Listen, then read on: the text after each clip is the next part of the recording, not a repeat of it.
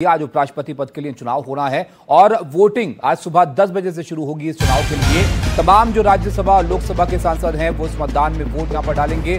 CP Radhakrishnan NDA के उम्मीदवार हैं और विपक्ष भी अपनी तरफ से पूरा यहां पर मोर्चाबंदी कर रहा है। विपक्ष की ओर से पूर्व जज बी सुदर्शन रेड्डी उम्मीदवार हैं। लोधी रोड के मंदिर जाएंगे सीपी राधाकृष्णन, ये भी खबर आ रही है। तो आज 10 बजे से वोटिंग होगी और अगले राष्ट्रपति की नियुक्ति के लिए आज वोट डाले जाएंगे। साथ ही बता दें बी सुदर्शन रेड्डी विपक्ष के उम्मीदवार हैं और साथ ही लोधी रोड के मंदिर जाने की बात भी सीपी राधाकृष्णन के लिए सामने आ रही है। आपको बता दें 21 जुलाई को जगदीप धनखड़ ने इस्तीफा दिया था और उसके बाद से राष्ट्रपति पद का जो आज ऐलान होना है उसके लिए आज चुनाव होने हैं। 50 दिन पहले देश के तत्कालीन उपराष्ट्रपति डॉक्टर जगदीप धनखड़ ने अपने पद से इस्तीफा दे दिया था। तब से ही इस बात पर बहस तेज हो गई कि देश का अगला उपराष्ट्रपति कौन होगा। इस पद की दौड़ शुरू हुई तो एनडीए और इंडिया गठबंधन ने अपने उम्मीदवार भी मैदान में उतार दिए। आज इन दो उम्मीदवारों की किस्मत का फैसला होने वाला है। उपराष्ट्रपति चुनाव में जीत के लिए 391 वोटों की जरूरत होती है।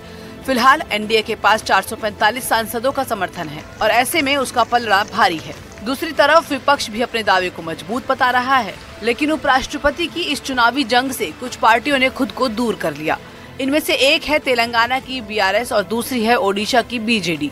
जानकारी ये भी सामने आ रही है कि उपराष्ट्रपति पद के चुनाव के लिए सांसदों को विशेष कलम दी जाएगी, जिससे मतदान करते समय सांसदों को क्रमवार लिखना होगा। दूसरे पेन का इस्तेमाल करने पर वोट अवैध माना जाएगा।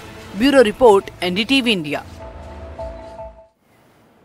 तो हमारे संवाददाता प्रशांत इस खबर पे हमारे साथ जुड़ गए हैं। प्रशांत, बताइए, एनडीए के पास बल संख्या जो है वो ज्यादा है, तो क्या ये चुनाव सिर्फ एक औपचारिकता बन के रह जाएगा?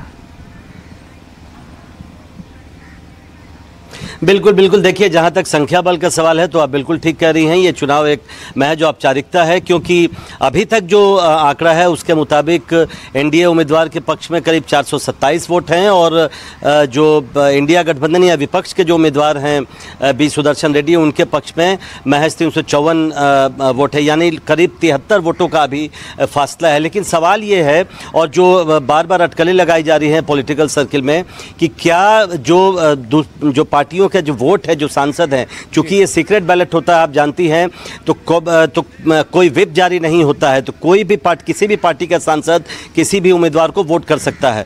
तो क्या कोई क्रॉस वोटिंग होगी?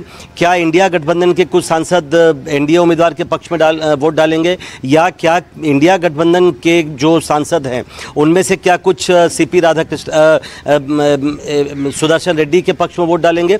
तो इन सब चीज़ों पर विशेष नज़र रहेगी, क्योंकि आप तय मानिए कि जो भी परिणाम आएंगे, जो रात में करीब 9-10 बजे के आसपास परिणाम आएगा, उससे राजनीति भी, जो देश की राजनीति है, उसकी भी दिशा कहीं ना कहीं पता चलेगी। अगर एनडीए उम्मीदवार के पक्ष में ज़्यादा वोट आते हैं जितना उनके पास में है, इसका मतलब होगा कि उन्हें विपक्ष के सांसदों का भी समर्थन मिल रहा है। और ऐसा ही अगर विपक्ष के उम्मीदवार के पक्ष में अगर ज़्यादा वोट आते हैं, 354 से ज़्यादा, तो माना जाएगा कि एनडीए की तरफ से भी उनको कुछ वोट मिला।